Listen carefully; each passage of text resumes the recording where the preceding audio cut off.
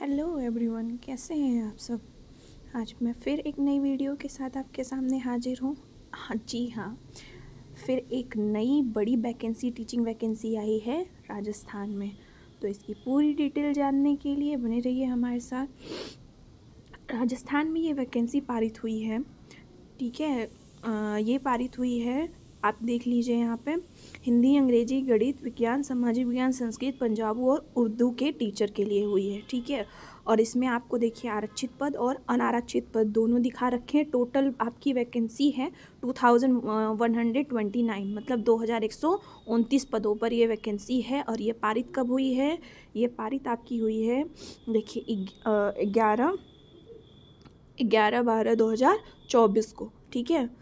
ये तब की पारित हुई है, मतलब इसका तब का एडवर्टाइजमेंट आया है। अभी लास्ट डेट अभी ख़त्म नहीं हुई है, तो आप इसको अभी फिल कर सकते हो, ठीक है।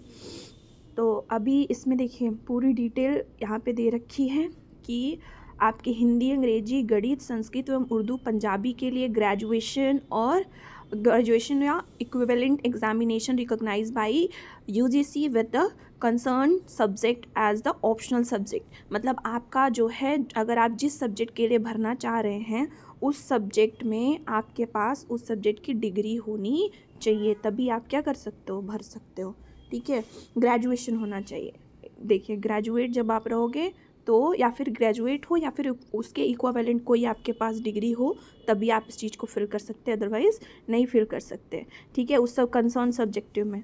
और विज्ञान के लिए आपको क्या हो, ग्रेजुएट विद और equivalent examination recognise by UGC with at least 2 of the following subject at the optional. मतलब आपको ग्रेजुएट होना है और कम से कम 2 ऐसे सब्जेक्ट हों जो आपने तीनों साल पढ़े हों। ऑप्शनल सब्जेक्ट आपने चूज़ किया, सब्जेक्ट कॉम्बिनेशन जो टीजीटी में बनता है, बस उसी को बना करके आपको भरना है। सोशल साइंस के लिए भी दे रखा है ये सब्जेक्ट कॉम्बिनेशन, सेम चीज़ है।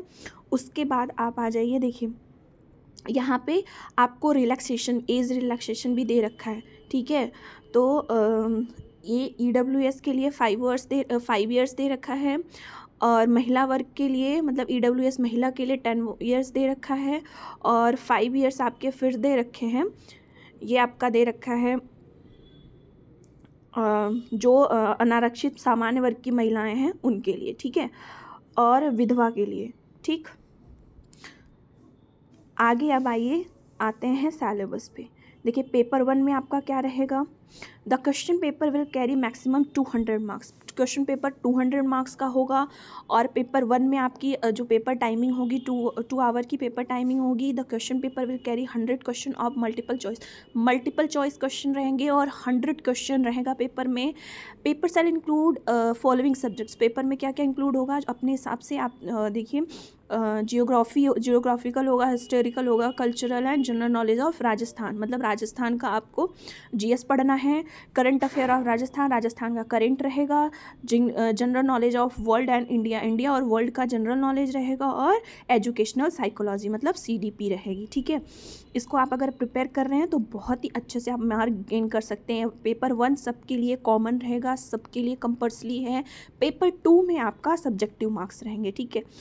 The question paper will carry 300 marks. Question paper में 300 मार्क्स का क्वेश्चन रहेगा। Duration of exam, direction of question will be 2 our and 30 minute. इसमें आपको 2 आवर 30 मिनट मिलेंगे। टोटल 150 क्वेश्चंस होंगे। और नेगेटिव मार्किंग सेट भी applied on the evaluation of answer. मतलब इसमें नेगेटिव मार्किंग होगी, इस चीज़ का आप ध्यान रखिएगा। सबसे इम्पोर्टेंट चीज़ कि आप इस चीज़ का ज़रूर ध्यान रखिएगा कि आपकी नेगेटिव मार्किंग होगी, ठीक है। तो ये आपको याद रखना है, ठीक। The minimum qualifying marks shall be 40%। मतलब मिनिमम आपका 40% आना चाहिए, तभी आप इवैल्यूएशन की कैटेगरी में आओगे। उसके बाद कट ऑफ जारी होगी, तब आप उसमें सिलेक्शन होगे, ठीक है। Paper shall include following subjects. Paper में क्या क्या सब्जेक्ट्स होंगे, knowledge of secondary and senior secondary standards and relevant subjects matter. जो भी आप रिलेवेंट सब्जेक्ट से फिल कर रहे हो फॉर्म, मतलब जो भी आप सब्जेक्ट से फॉर्म फिल करोगे उससे रिलेटेड जो सेकेंडरी और हायर सीनियर सेकेंडरी तक के स्टैंडर्ड के क्वेश्चन आएंगे। मतलब 10 to 12 तक के स्टैंडर्ड के क्वेश्चंस आएंगे, ठीक है।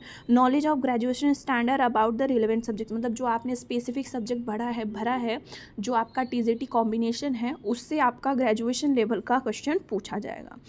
Teaching method of relevant subject.